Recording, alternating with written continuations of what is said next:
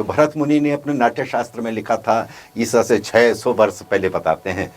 तो उन्होंने अपने नाट्य शास्त्र में लिखा कि रंगमंच तो एक दर्पण है जिसमें समाज अपने अच्छे बुरे काम देख सकता है और अपने को चाहे तो सुधार सकता है। रंगमंच के स्वरूप बदल गए हैं, जो विधाएं नए विकसित हुए, जो अवसर विकसित हुए, वो सबके रास्ते रंगमंच से जाते हैं। जो जिसने थिएटर किया वो इन सारे जो आधुनिक तकनीक से चल रहे हैं जो माध्यम हैं उन तक पहुंच पाते हैं। तो इसलिए रंगमंच आज भी वैसा ही है और रंगमंच के लिए बहुत गंभीरता से लोग आ रहे हैं और गंभीर लोग भी आ रहे हैं। मैं जब 17-18 बरस का रहा होगा तो हमारे स्कूल में एक माधव सिंह भंडारी एक नाटक हुआ। मेरी याददाश्त ठीक थी, मैंने उठाया उसको ऐसे ही अडॉप्ट किया, दिमाग में रखा और अपने गांव में सोचा वो एक पूरी स्क्रिप्ट लिख डाली। मैंने बहुत सारे नुक्कड़ नाटक किए, बहुत सारे आंदोलनों में नाटक किए, खुद लिखे।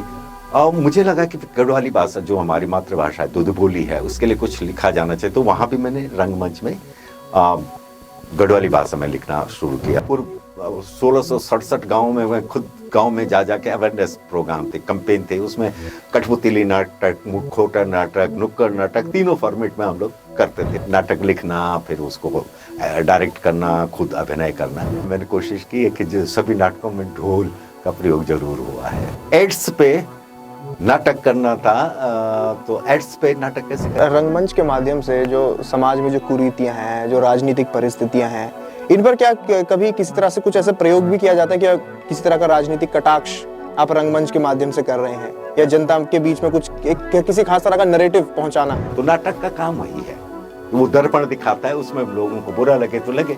कई लोगों को, कई नाटककारों को तो गोली से मार दिया। देहरादून में मैं देख रहा था, एक बहुत अच्छे नाटककार, वो किसी नेताजी के ऊपर एक पूरा नाटक लिखते हैं, नाटक करते हैं। मुझे भी अचरज हुआ, वो हीरो के जैसे दिखा रहे हैं उनको की बात। सर, रंगमंच का क्या इतना ज्यादा प्रभाव होता है कि आप किसी तरह की खास विचारधारा को या फिर किसी विचार को जनता तक पहुंचा सकते हैं प्रभावित रूप से? जी, एक पार्टी ने, मैं मसूरी में नाटक करता था, तो अभी भी मैं वहां जाता हूं तो उस पार्टी विशेष के लोग बोलते नहीं नौटियाल जी, अभी चुनाव इस समय मत करना, तुम एक गीत भी मत गाना।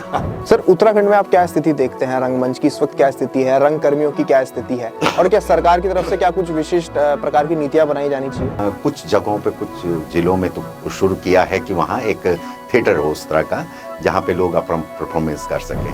संस्कृति विभाग ने कुछ ये जो उसका लोक नाट्यों को करते हैं उन लोगों के लिए कुछ मतलब एक उनके ग्रुप बनाए, उनको रजिस्टर किया है, उनको कुछ देते भी हैं। सिर्फ संस्कृति के लिए या जो स्वतंत्र रूप से कुछ करने के लिए मदद मिलती है, ऐसा कोई प्रयास नहीं होता। रंगमंच का जो रंगकर्मी है, अगर आपको उसको एक लाइन में अगर डिफाइन करना हो, आप किस तरह से करेंगे? उसका अंदर दर्पण बनने का क्षमता होनी चाहिए, और दर्पण बनने के लिए उसको अपने पूरे शरीर और आत्मा को साफ करना पड़ेगा। नमस्कार, मैं दिविज बहुगुणा, आप देख रहे हैं पेन पॉइंट। दोस्तों, रंगमंच एक ऐसी परंपरा है जो कि प्राचीन काल से चली आ रही है और ना सिर्फ मनोरंजन बल्कि सामाजिक चेतना और संदेश पहुंचाने का भी एक बेहतर माध्यम है। भारतीय वेद नाट्य शास्त्र में भी रंगमंच का उल्लेख किया गया है और आज के आधुनिक युग में भी रंगमंच की एक अपनी ही महत्वपूर्ण भूमिका है। और दोस्तों, इसी बीच अगर बात करें उत्तराखंड में रंगमंच की, तो कई सारे ऐसे कलाकार हैं, कई ऐसे नाटककार हैं, कई ऐसे लेखक हैं जो कि उत्तराखंड में रंगमंच को लगातार बढ़ावा दे रहे हैं, नई ऊंचाइयों तक रंगमंच को पहुंचा रहे हैं और अलग अलग तरह की पहले कर रहे हैं।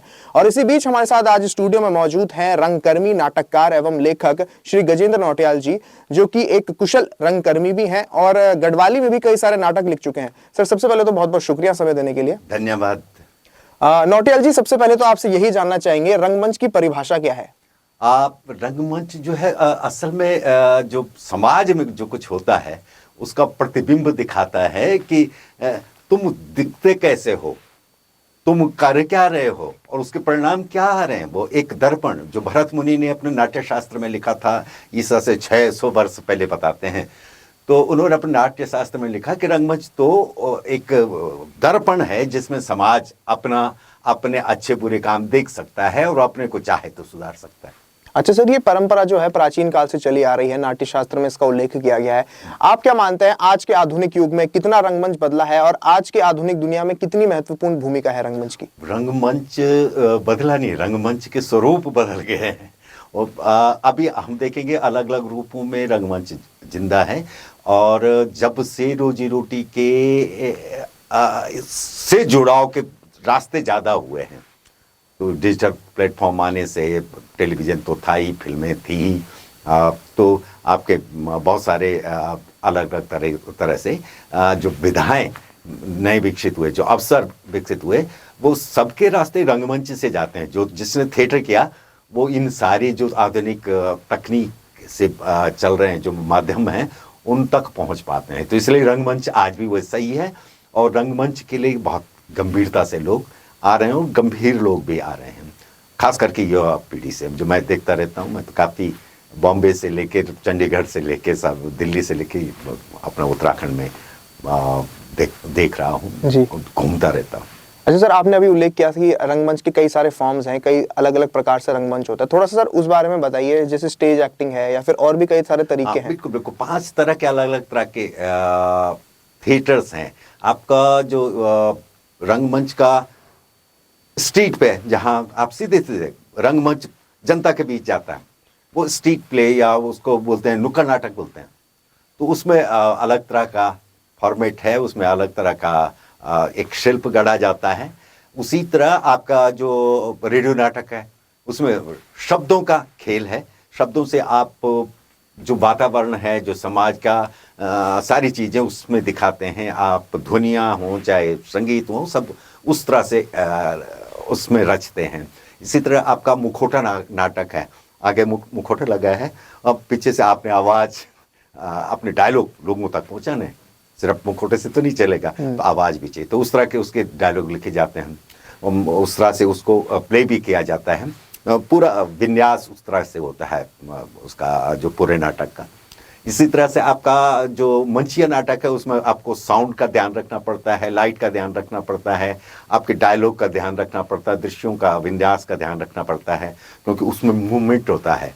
आप मूवमेंट करते हैं तो उसका ध्यान रखना पड़ता है कि आप कितना चल पाएंगे, क्योंकि लाइट आपको रिस्ट्रिक्ट करती है, बहुत ज़्यादा मूवमेंट नहीं, छोटे से जगह पे ही आपको बहुत सारा मूवमेंट करना होता है।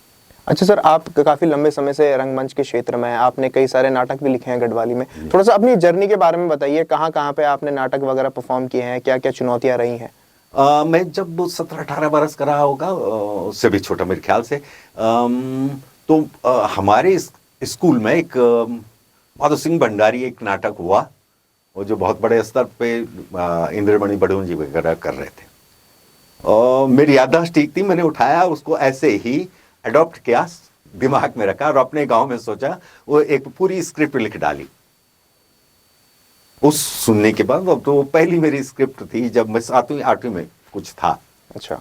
तो वो पहली स्क्रिप्ट थी जो मैंने लिखी, हालांकि सुनाई स्क्रिप्ट लिखी, लेकिन कुछ ना कुछ तो जो लिखता है उसका तो जुड़ ही जाता है उसके साथ में, तो बहुत सारी चीजें अपने तरफ से भी उसमें जुड़ गई।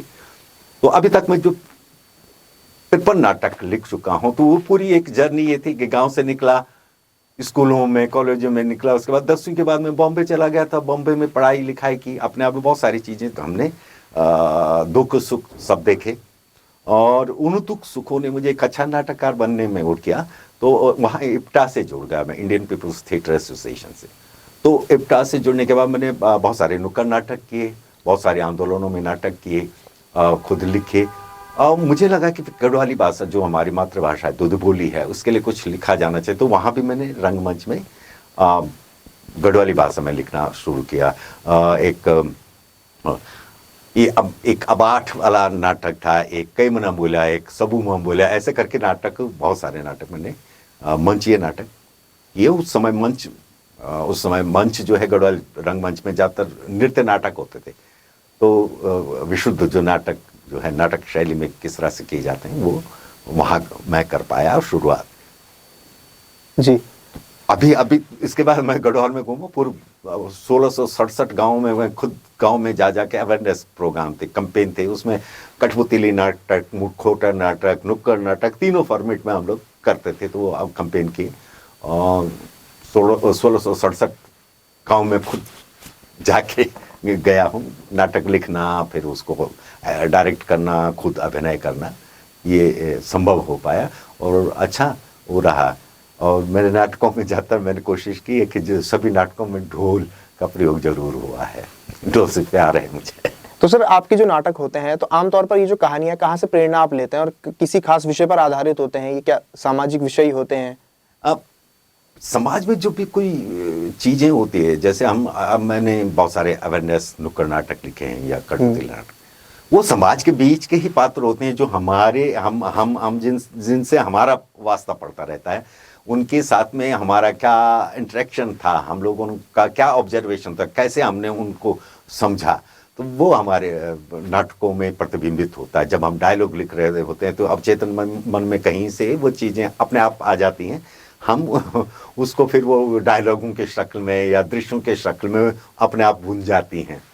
कोई विषय होता है तो जैसे अब एड्स पे नाटक करना था, तो एड्स पे नाटक कैसे करें? हमारे समाज में तो अभी कई सालों से, हालांकि हमारा ही देश था जिसने जो यौन पे, सेक्स पे पहले शास्त्र लिखे, लेकिन अभी तो लोग कोई खुले बहस नहीं करता था, लेकिन ये बीमारी थी एड्स पे, तो घुंघराट करके कैसे एक पात्र का रचना हो गई कि एक आदमी था हमारे गांव में, ऐसा कुछ भी चीज को होता था जो उसको नहीं बोलनी होती है तो वो करता था, लोग उसके दोहरे आते थे तब चुपके से उसके कान में बोल देता था। तो ये एक तरीका था। तो मुझे लगा ये पात्र बहुत है, तो उस पात्र को मैंने कठपुतली नाटक में डाला कि कठपुतली आती है, हम करते लोग को बोलते हैं क्या क्या क्या क्या, जैसे लोग स्थिर होते हैं मानसिक रूप से कि अब क्या बोलने वाला है, तब वो अपनी बात बोलना शुरू होता है कि हाँ ऐसी है। अच्छा, तो ये गंभीर विषय था, ओपन सेक्स पे जब ओपन बात करनी थी, तो वो घुंघराट एक पात्र वहां से मिल गया। अच्छा सर, उत्तराखंड को देवों की भूमि कहा जाता है और उत्तराखंड में कई सारी लोक कथाएं हैं, कई सारी प्राचीन परंपराएं हैं। इन पर सर ये जो सारी परंपराएं हैं, ये जो सारी लोक कथाएं हैं, क्या इन पर भी रंगमंच के थ्रू हमारी संस्कृति को संरक्षित करने के लिए नाटक बनने चाहिए या फिर इस ऐसी कोई थीम होनी चाहिए, और कितने महत्वपूर्ण है ये लोक कथाएं जन जन तक पहुंचाने के लिए? 1995 में श्री भुवनेश्वरी मेला आश्रम जिनमें मैं बहुत साल तक मैंने काम किया, संस्था में मैं गया तो वहाँ स्वामी मनमोहन की पुण्यतिथि पे मैंने कहा कि ढोल पे काम होना चाहिए। अच्छा, ढोल हमारे पूरे उत्तराखंड के एक संस्कृति का मूल है, तो उसमें हमने एक नाटक ही किया था ढोल शास्त्र। उसके पात्र जो थे जो खुद ढोल बजाते हैं, हमारे अंचल से बहुत सारे लोग जो ढोली थे खुद उनको उसमें पात्र बनाया था मैंने, और वो काफ़ी नाटक वो हुआ, मतलब लोगों ने सराहा उसको। तो ऐसे अब जैसे मैंने कहा, मैं ढोल पे कोशिश करता हूँ कि ढोल का इस्तेमाल किया जाए, क्योंकि ढोल की जो अपनी संस्कृति रही है, ढोल से जुड़े 16 तरह के वाद्य यंत्र और हैं जिनका जीवन से सीधा सीधा वास्ता है, तो उनको लेके बहुत सारे प्रयोग नाटकों में करने की कोशिश की। और परंपराएं जो उस संस्कृति से जुड़ी हैं, ढोल की तो अपनी संस्कृति है, सारी संस्कृतियां उसको केंद्र मान के ही चलती हैं। तो उसमें आपका नृत्य हैं, उसका आपके गीत के हैं, गीत के पैटर्न्स हैं, आपके जो आपका पंडवार, उसमें 20 लोक नाट्य हैं। तो हमारे बहुत सारे साथी कर रहे हैं, उन 20 नाट्यों में से कोई एक नाट्य उठा देता है, चक्र भी उठा लेता है, कोई कमल भी कर रहे हैं। तो ये प्रयास हो रहे हैं। हाँ ये सच है कि सरकार नहीं कर रही, ये व्यक्तिगत लोग कर रहे हैं और वो प्रसिद्धि भी पा रहे हैं, उसमें काफी लोग आगे आए हैं। अच्छा सर, रंगमंच के माध्यम से जो समाज में जो कुरीतियां हैं, जो राजनीतिक परिस्थितियां हैं, इन पर क्या कभी किसी तरह से कुछ ऐसा प्रयोग भी किया जाता है? क्या किसी तरह का राजनीतिक कटाक्ष आप रंगमंच के माध्यम से कर रहे हैं, या जनता के बीच में कुछ किसी खास तरह का नैरेटिव पहुंचाना? पहली चीज तो जब भरत मुनि ने नाट्य शास्त्र लिखा था, तो जो महाराज नहुस ने कहा, अरे यार ये तो हमारी ही बुराई कर रहे हो। तो भरत मुनि ने कहा, महाराज आपने मुझे नाट्य शास्त्र, ऐसा शास्त्र लिखने की वो कही थी कि जिसमें लोग अपना चेहरा देख सकें, अपने कर्तव्य देख सकें कि क्या कर रहे हैं। तो उसमें आप भी उसी जनता में, हम साहब नाटक वाले के लिए न राजा है न प्रजा, जो जैसा है उसको वैसा ही, दर्पण का काम यही है। तो नाटक का काम वही है, वो दर्पण दिखाता है, उसमें लोगों को बुरा लगे तो लगे। कई लोगों को, कई नाटककारों को तो गोली से मार दिया सरेआम, इस तरह से हुआ है, ये हमारे देश में नहीं, हमारे प्रदेश में नहीं, पूरे देश के अंदर। और उस जमाने में भी अगर हम देखें, भरत मुनि के बाद में काफी लोग थे जो प्रताड़ित किए गए, लेकिन उनको सम्मान भी मिला, समाज ने उनको सम्मानित भी किया। जो राजा महाराजा या किसी से भी प्रताड़ित हुए उसको जनता ने अपने साथ लिया, उनको सम्मानित किया, उनको जीविका को आगे बढ़ाया। अभी देखें हमारे जो ढोली समुदाय है वो तो डरवार पे चलता था, जनता उसको अपना लेती थी, हालांकि उन्हीं की बुराई होती थी। हाँ, मतलब उनको उनका असली चेहरा दिखाना, दर्पण दिखाना वो नाटक का काम है। उसमें आज की तारीख में लोग दूसरी तरह से भी दुरुपयोग कर रहे हैं। मैंने यहीं देहरादून में मैं देख रहा था, एक बहुत अच्छे नाटककार, वो किसी नेताजी के ऊपर एक पूरा नाटक लिखते हैं, उसको नाटक करते हैं। मुझे भी अचरज हुआ कि वो हीरो के जैसे दिखा रहे हैं उनको की बात, बिल्कुल। तो ठीक है, लोग इस तरह से भी क्या बोलते हैं जीव हुजूरी के लिए, चरण वंदना के लिए भी, हालांकि उस जमाने में राजा के इधर चारण होते थे, उनको नाटककार कोई नहीं बोलता था, क्योंकि वो उन्हीं की बढ़ाई करते। तो ऐसे चारण भी हैं, बहुत अच्छे अच्छे नाम हैं जो चारण वंदना कर रहे हैं, लेकिन वो असली नाटककार नहीं है, लोग उनको पसंद नहीं करते, ये पक्का है। तो सर, रंगमंच का क्या इतना ज्यादा प्रभाव होता है कि आप किसी तरह की खास विचारधारा को या फिर किसी विचार को जनता तक पहुंचा सकते हैं प्रभावित रूप से? बिल्कुल बिल्कुल। मुझे एक पार्टी ने, मैं मसूरी में नाटक करता था, तो अभी भी मैं वहां जाता हूं तो उस पार्टी विशेष के लोग बोलते, नहीं नौटियाल जी, अभी चुनाव इस समय मत करना, तुम एक गीत भी मत गाना। तो हम तो नाटक कर रहे थे, हमने कहा एक नाटक था जब लोग सांप्रदायिक उन्माद के नाम पे वोट मांगने की शुरुआत कर रहे थे, तो हमने कर दिया, उस नाटक कर दिया, तो उनकी आफत आ गई। वो आज तक वही बात उनके मन में है कि ये आएंगे तो ये अगर नाटक कर गए तो यहाँ हमें उन्हें विनम्रता से कहा उन्होंने, लेकिन मुझे लगता है प्रभाव तो है, लोगों को प्रभाव नहीं पड़ता तो हाथ जोड़ के विनती करने नहीं आते, तो ये है। सर, उत्तराखंड में आप क्या स्थिति देखते हैं? रंगमंच की इस वक्त क्या स्थिति है? रंग कर्मियों की क्या स्थिति है? और क्या सरकार की तरफ से क्या कुछ विशिष्ट प्रकार की नीतियां बनाई जानी चाहिए? बिल्कुल। एक तो रंगमंच के बहुत सारे जो अब भी इन्होंने कुछ जगहों पे, कुछ जिलों में तो शुरू किया है कि वहाँ एक थिएटर हो उस तरह का, जहाँ पे लोग अपना परफॉर्मेंस कर सकें। संस्कृति विभाग ने कुछ ये जो उसके लोक नाट्यों को करते हैं उन लोगों के लिए कुछ मतलब एक उनके ग्रुप बनाए, उनको रजिस्टर किया है, उनको कुछ देते भी हैं। बट ये सिर्फ सरकारी नीतियों को प्रचार करने के लिए ज़्यादातर है, सिर्फ संस्कृति के लिए या जो स्वतंत्र रूप से कुछ करने के लिए मदद मिलती है, ऐसा कोई प्रयास नहीं होता है। ये थोड़ा सा है। रंगमंच को अभी देखो, सरकार की एक नीति जो बहुत अच्छी लगी, उन्होंने फिल्म नीति बनाई जिसमें कहा आपको सब्सिडी मिलेगा। बहुत सारे लोग फिल्में बनाने लग गए, पर वो जो रंगमंच है वो वहीं का वहीं है। रंगमंच पे जबकि काम होना चाहिए, ये धरती है कि ये उत्तराखंड है, यहीं पे भरत मुनि ने जो मतलब दुनिया का सबसे पहला नाटक हुआ, तो ऋतु वर्णन उसका नाम था, जिसमें शिव और पार्वती कहते हैं उन दोनों पात्र थे, महिला पुरुष पात्र, पहले महिला पुरुष पात्र थे जो ऋतु वर्णन में थे, इसी उत्तराखंड में हुआ। और यहाँ ही रंगमंच के लिए कुछ अलग से ठोस प्रयास कुछ नहीं, मतलब रंगमंच को इस गंभीरता से नहीं लिया जाता है, जबकि यहाँ से निकले हुए बहुत सारे लोग हैं जो रंगमंच में बहुत अच्छा काम कर रहे हैं, बाहर दुनिया के भी, दुनिया के अलग अलग कोनों में। अच्छा, तो ये है। सर, किसी भी क्षेत्र की अगर बात करें तो किसी भी क्षेत्र को बढ़ाने के लिए, किसी भी क्षेत्र के विकास के लिए युवाओं की भागीदारी बेहद ही महत्वपूर्ण मानी जाती है। उत्तराखंड में सर आप क्या मानते हैं कि युवाओं की कितनी ज्यादा भागीदारी है रंगमंच में और कितनी महत्वपूर्ण होनी चाहिए? मैं जो अभी आजकल मेरी एक किताब चल रही है, और हालांकि उसमें अभी नाटक का बहुत डिटेल में नहीं गया मैं, लेकिन जो पर्सनल कम्युनिकेशन पे शुरुआत की है मैंने, उस किताब में कुछ आया है। और लिखें कैसे लोग अब खुद लिखना शुरू कर दें, सरलता से अगर उनको समझाया जाए, सिखाया जाए, जैसे मैंने किया। बहुत सारे 700-800 जो वो थे बच्चे हैं, उनको नाटक सिखाया मैंने अलग अलग जगह। तो ऐसे प्रशिक्षणों के लिए सरकार को प्रयास करने चाहिए कि अलग अलग जगह रंगमंच पे लोगों को बच्चों को, नए पीढ़ी को तैयार करें, क्योंकि वो सिर्फ उनके उसके लिए नहीं है, उनका प्रोफेशन बना देंगे ये इसके लिए नहीं है, उनका व्यक्तित्व विकास होगा उससे।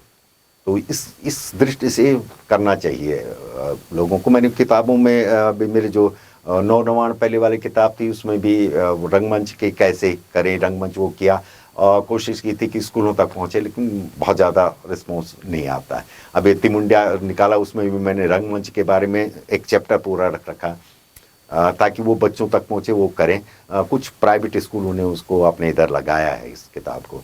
तो ऐसे बहुत सारा चीज़ लिखा जाना चाहिए। मैं सोच रहा हूँ अभी इसके बाद मैं जो मीडिया मैनुअल मैंने द आर्ट ऑफ कम्युनिकेशन वाला किताब पहला भाग निकाल रहा हूँ, दूसरे भाग में ज़रूर कोशिश करूँगा कि ये नाटक कैसे करें, इस पे सेशंस हों, कैसे सिखाएं बच्चों को नाटक करें। अच्छा सर, आमतौर पर रंगमंच को एक शौकिया तौर पर ही किया जाता है, क्या करियर के रूप में भी इसको देखा जा सकता है? किसी तरह के कमाई के जरिए के तौर पर भी लोग इसको परस्यू कर सकते हैं?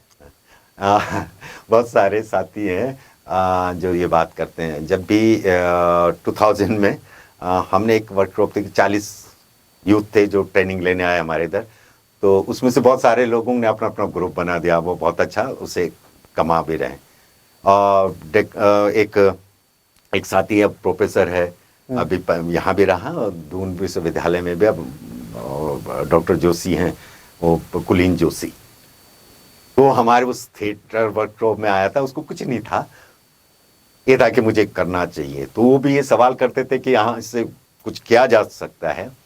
तो आज वो प्रोफेसर हैं, किया जा सकता है, professionally you can develop yourself. ऐसे बहुत सारे लोग हैं जो थिएटर में काम कर रहे हैं आज की तारीख में, या वो थिएटर जिन्होंने हमसे सीखा वो लोग किसी भी फील्ड में बहुत अच्छे ढंग से अपने को परफॉर्म करते हैं। तो ये थिएटर को फिल्मों में हमारे बहुत सारे साथी फिल्मों में आ गए, अच्छा, फिल्मों में काम कर रहे हैं। अच्छा सर, रंगमंच का जो रंगकर्मी है, अगर आपको उसको एक लाइन में अगर डिफाइन करना हो, आप किस तरह से करेंगे? उसका अंदर दर्पण बनने का क्षमता होनी चाहिए, और दर्पण बनने के लिए उसको अपने पूरे शरीर और आत्मा को साफ करना पड़ेगा। चलिए, बहुत बहुत शुक्रिया सर पेन पॉइंट से बातचीत करने के लिए। धन्यवाद।